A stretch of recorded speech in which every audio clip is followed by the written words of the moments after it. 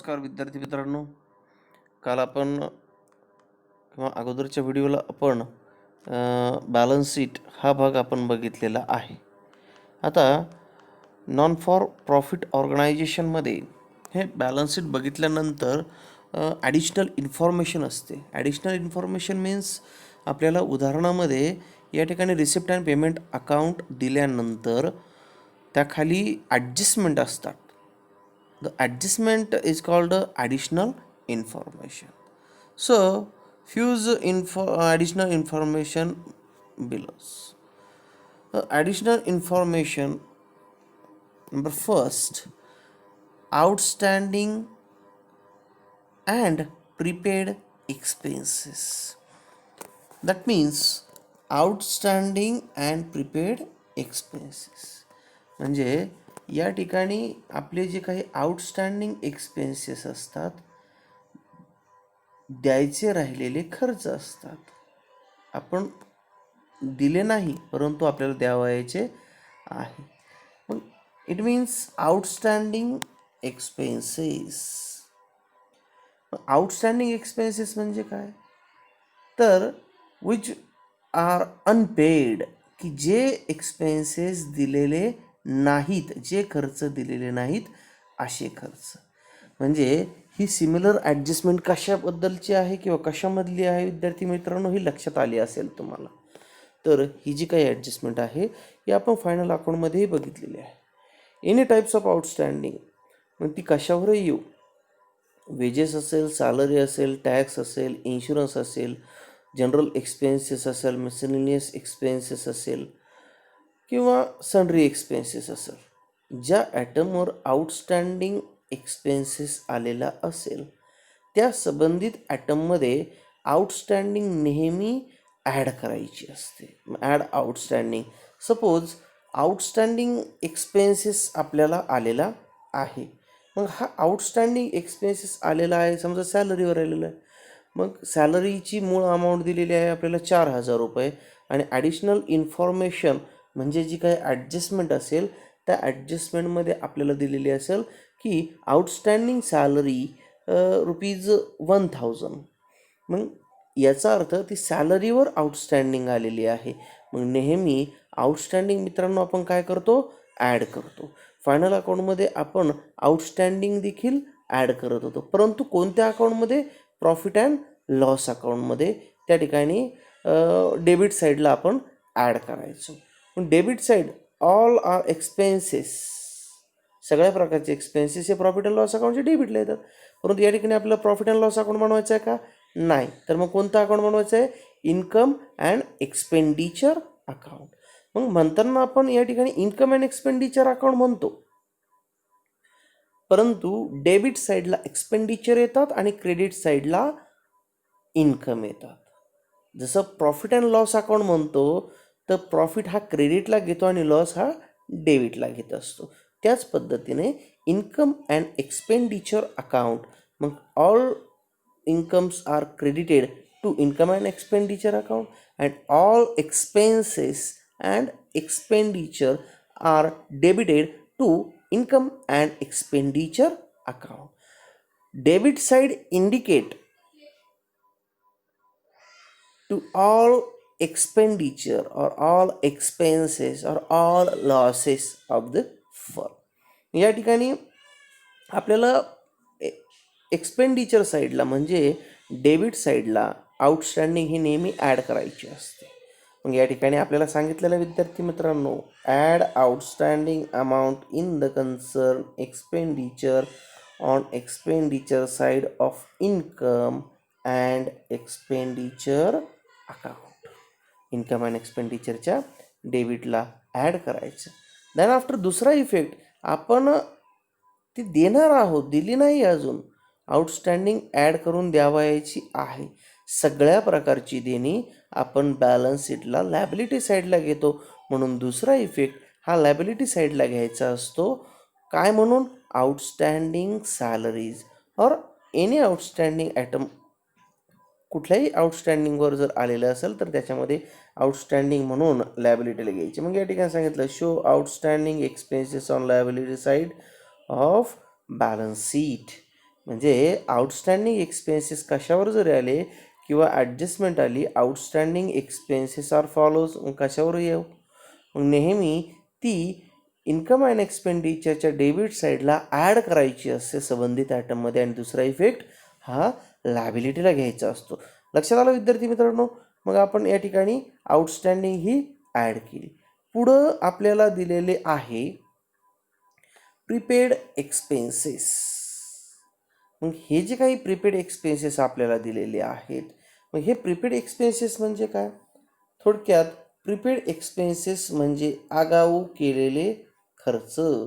हे आगाऊ केलेले खर्च किंवा ॲडव्हान्स जे खर्च करत असतो इज कॉल्ड प्रीपेड एक्सपेन्सेस. मग हे प्रीपेड एक्सपेन्सेस आपण आगाऊ केलेले खर्च जे असतात ते हे सगळ्या प्रकारचे प्रीपेड एक्सपेन्सेसमध्ये येत असतात. मग प्रीपेड एक्सपेन्सेस काय सांगतात? आपण समजा एखादं आपलं मोबाईलचं रिचार्ज करायचं असेल, तर समजा 3 महिन्याचा आपल्याला रिचार्ज करायचा आहे अनलिमिटेड पॅकचा, तर आपण काय करतो, 599चं जे काही रिचार्ज असेल ते दुकानामध्ये जातो आणि दुकानदाराला सांगतो की प्रीपेड व्हाउचर 599चं अनलिमिटेड चा पॅक आम्हाला मारायचा आहे. मग अगोदर आपण 599 रुपये त्या दुकानदाराला देतो आणि नंतर तो दुकानदार आपल्याला आपलं अकाउंट रिचार्ज करून देतो किंवा आपलं प्रीपेड कार्ड जे आहे ते रिफिल करून देतो. म्हणजे आपण अगोदर पैसे देतो आणि नंतर त्याचा कन्झ्युम म्हणजे वापर त्या ठिकाणी करतो. त्याच्यासारखेच प्रीपेड एक्सपेन्सेस हे जे काही एक्सपेन्सेस असतात which are paid in advance. आपल्याला समजा प्रीपेड इन्शुरन्स आलेला असेल किंवा इन्शुरन्स आपल्याला या ठिकाणी रिसिप्ट अँड पेमेंट साईडला जर इन्शुरन्स आलेला असेल 1,000 रुपये आणि ॲडिशनल इन्फॉर्मेशनमध्ये सांगितलं की प्रीपेड इन्शुरन्स ₹500. मग 500 रुपीज प्रीपेड इन्शुरन्स सांगितलेला आहे. मग म्हणजे काय की तुम्ही इन्शुरन्ससाठी 1,000 रुपये दिलेले आहे, परंतु त्याच्यामध्ये 500 रुपये हे प्रीपेड आहेत, म्हणजे तुम्ही आगाऊ दिलेले आहे. ॲक्च्युली तुम्हाला इन्शुरन्स 500 रुपयेच पेड करायचा होता, परंतु तुम्ही 1,000 रुपये पेड केला. म्हणजे किती रुपये जास्त पेड केला? तर 500 रुपये. मग जास्तीचे गेलेले पैसे तुम्ही सोडून देणार नाही, तुम्ही ते पुन्हा परत घ्याल. मग पुन्हा परत घ्याल म्हणजे काय की जो खर्च 1,000 रुपये दाखवला तुम्ही त्या ठिकाणी 500 रुपये खर्च दाखवणार. म्हणजे त्या ठिकाणी 1,000 रुपये इन्शुरन्समधून म्हणणार लेस प्रीपेड इन्शुरन्स आणि 500 रुपये म्हणणार. हा लेस केलेला इन्शुरन्स किंवा लेस केलेली प्रीपेड अमाऊंट ही इन्कम अँड एक्सपेंडिचरच्या एक्सपेंडिचर साईडला संबंधित ॲटममधून लेस केली जाते. म्हणून prepaid expenses are expenses which are paid in advance. मग त्याचा इफेक्ट कसा? Deduct the period amount from the concern expenses of expenditure side and expenditure side on and expenditure income and expenditure. Okay. मग पहिला effect की income and expenditure अकाउंटला expenditure साईडमधून दिलेल्या ॲटममधून ती रक्कम डिडक्ट करायची, वजा करायची, लेस प्रीपेड म्हणून वजा करायची. आणि दुसरा इफेक्ट आपल्याला रक्कम मिळते म्हणून तो आपला फायदा असतो असं नाही, आपल्या मालमत्तेत ती वाढ होत असते. म्हणून show prepaid expenses on asset side of balance sheet. आणि ॲसेट साईडला आपण दुसरा इफेक्ट घ्यायचा असतो, प्रीपेड रेंट असेल, प्रीपेड इन्शुरन्स असेल, प्रीपेड वेजेस असतील, प्रीपेड सॅलरी असेल, जी काही आपल्याला ज्या ॲटमवर दिलेली असेल तो संबंधित ॲटम त्या ठिकाणी घ्यायचा असतो. मग ही झाली प्रीपेड एक्सपेन्सेस. म्हणजे प्रीपेड आणि आउटस्टँडिंग जसं आपण फायनल अकाउंटमध्ये इफेक्ट करतो त्याच पद्धतीने या ठिकाणी आपल्याला इन्कम अँड एक्सपेंडिचर अकाउंटला इफेक्ट करायचे. पुढं आहे ॲक्युअर्ड इन्कम ऑर आउटस्टँडिंग इन्कम. मग ॲक्युअर्ड इन्कम ऑर आउटस्टँडिंग इन्कम म्हणजे आपला जसा आउटस्टँडिंग एक्सपेन्सेस असतो त्याच पद्धतीने आउटस्टँडिंग इन्कम देखील असतो. आउटस्टँडिंग एक्सपेन्सेस द्यावयाचा असतो, आउटस्टँडिंग इन्कम हा घ्यावयाचा असतो. The amount which is earned during the year, the amount which is earned during the year but it has not been received during the year on outstanding income. ही जी काही amount आहे ती चालू वर्षी आपल्याला मिळायची असते पण मिळालेली नसते, म्हणून परंतु आपल्याला मिळणार असते, म्हणून हा आपला फायदा असतो. आणि नेहमी सगळ्या प्रकारचे फायदे receipt and payment side income and expenditure साईडला आपल्याला इन्कम साईडला घ्यावे लागतात. जसे आपण प्रॉफिट अँड लॉस अकाउंटच्या क्रेडिटला घेतो तसेच या ठिकाणी इन्कम साईडला घेत असतो. आलं लक्षात? आणि दुसरा इफेक्ट, फायदा झाला म्हणजे मालमत्ता वाढली. दुसरा इफेक्ट आपण ॲसेट साईडला घेत असतो. म्हणून या ठिकाणी सांगितलं outstanding income is added on concern income on income side of income and expenditure account. म्हणून या ठिकाणी हा जो काही इन्कम अँड एक्सपेंडिचर अकाउंटला आपण या ठिकाणी तो ॲड करायचा असतो. ओके. दुसरा effect, outstanding income shown on asset side of balance sheet. दुसरा इफेक्ट बॅलन्स शीटला दाखवायचा असतो.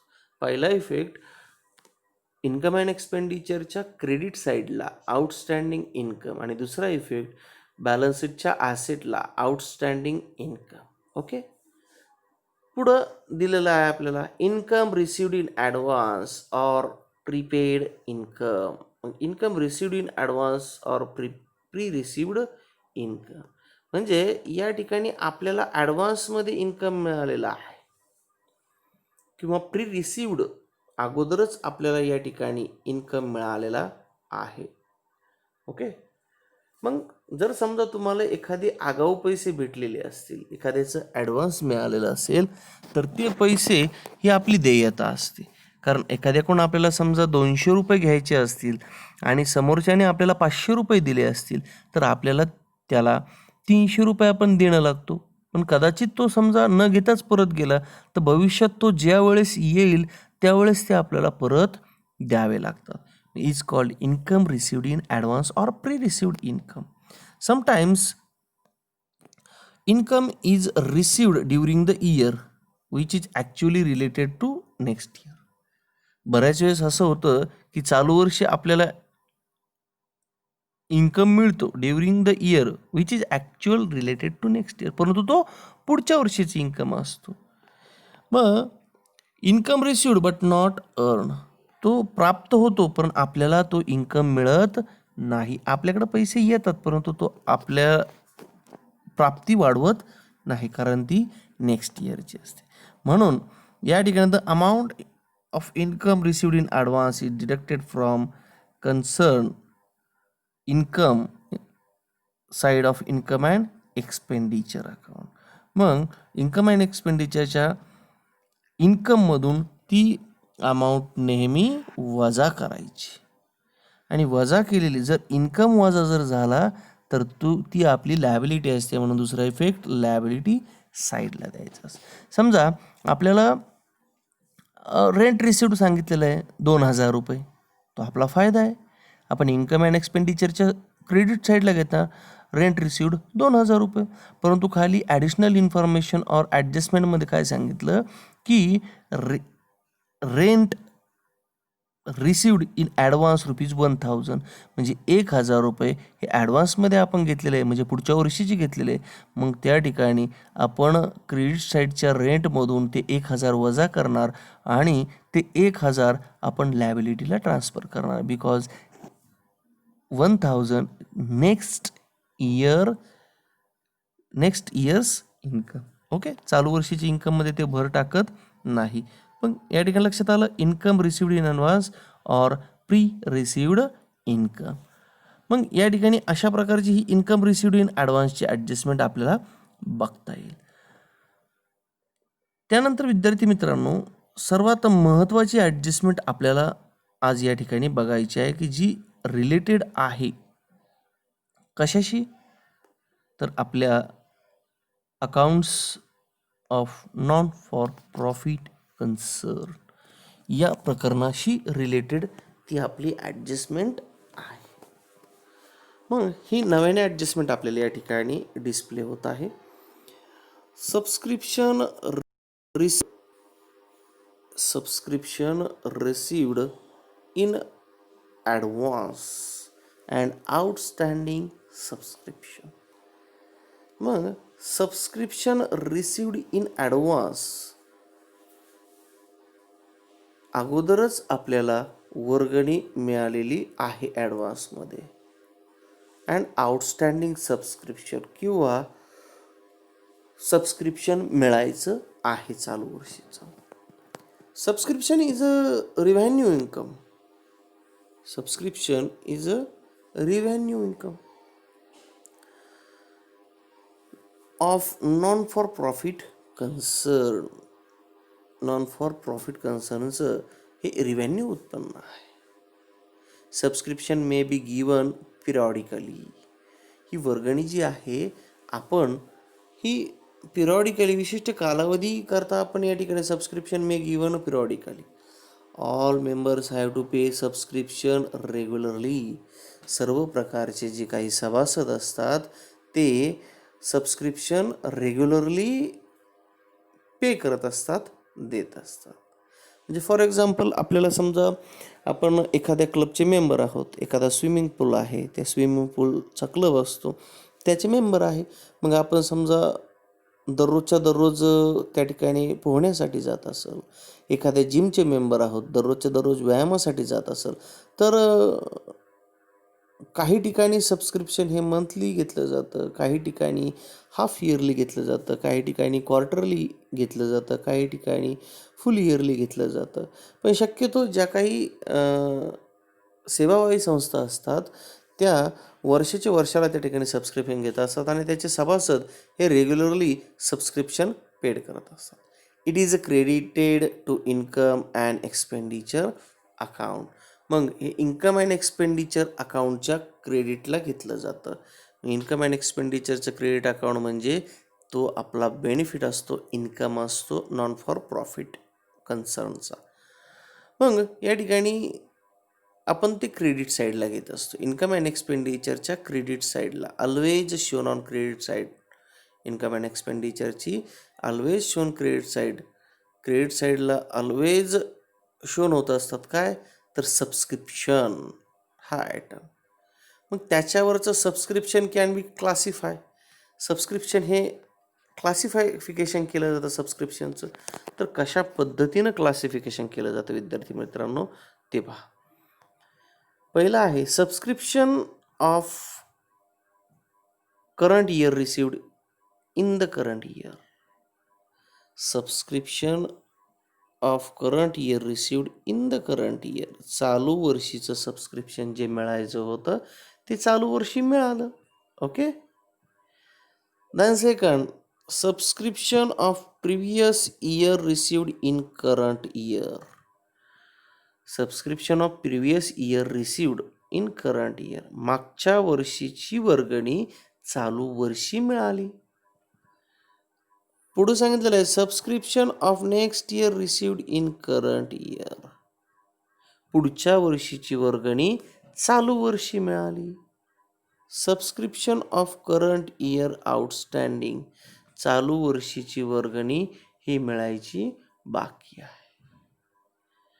मग या ठिकाणी आपण प्रकर्षाने बघू शकतो की या ठिकाणी सांगितलेलं आहे current year, previous year, next year आणि करंट इयर. मग करंट इयर चालू वर्षीचं चालू वर्षी मिळालं, मागच्या वर्षीचं चालू वर्षी मिळालं, नेक्स्ट इयरचं चालू वर्षी मिळालं.